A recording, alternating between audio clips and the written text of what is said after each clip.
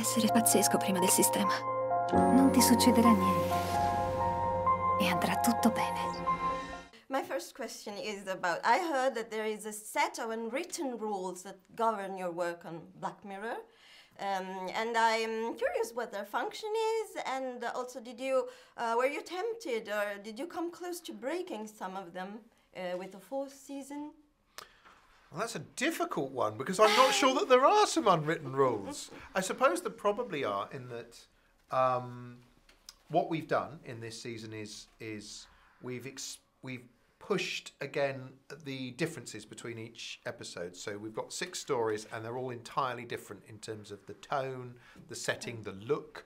And yet, so you want them to all be different and yet you want them to all feel like a Black Mirror episode. So there is something they have all in common, but it's really hard to say what that is. It's probably there's a slightly feverish, paranoid tone that runs throughout them all. That's probably where the unwritten rule is, I guess. Yes, I would agree with that, yeah. And as to the choice of directors, or is there any guidelines that you have? This particular more romantic episode that will fit up with a particular director? Or? I think you want the director to respond to the script, and if they are interpreting it and reading it the same way you are, then you think you're onto something. But because we treat them all as individual films, we have separate directors on each one, because it's important in an anthology season for them to all have their own different look. So that's something we encourage.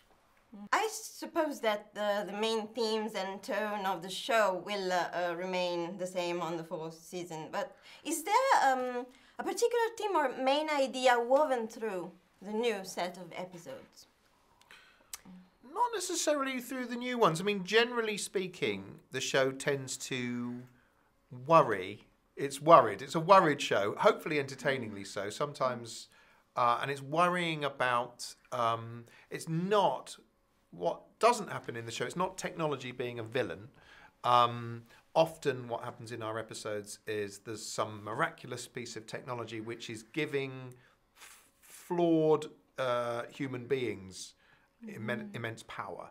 And that's often where the story idea comes from. Or it's putting someone in a terrible sort of dilemma, and it's to do with the ruthless logic of the sort of system that's working. So those tend to be the sort of stories we do, and that tends to be a common thread, I guess. But I think sometimes the stories have a very upbeat and positive ending. So it's a worried show in that maybe it sort of looks at potential perilous situations or worlds that feel out of control. But then, San Junipero, we did an episode last season, which was incredibly romantic and and idealised in some respects.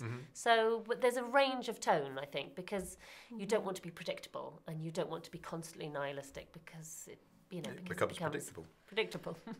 You did not write and design the new episode to do something new. I think I hope they're all new. I hope they all feel different. I hope we're taking on different stories and different genres. We have this big space epic. We have an American indie drama directed by Jodie Foster. We have, almost like a rom-com, a film about dating, modern dating in the modern world. We have a thriller. We have survival horror. They're all very different.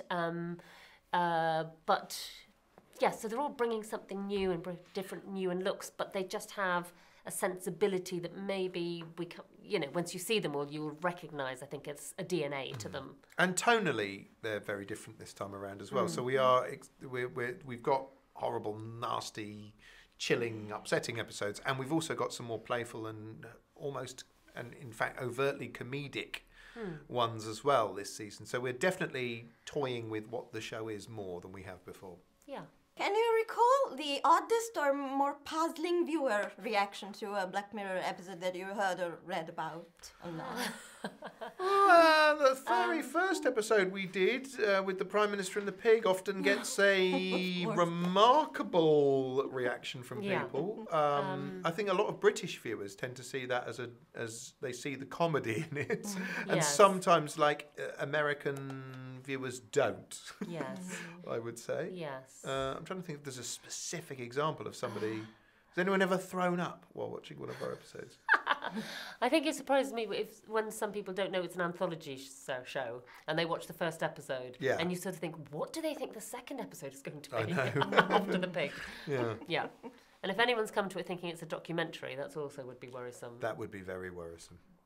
Although we're often said that, a lot of people say that sometimes the films are coming true. So who knows?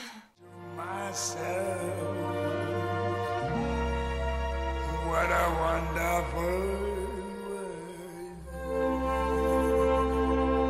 Tutto accade per una ragione.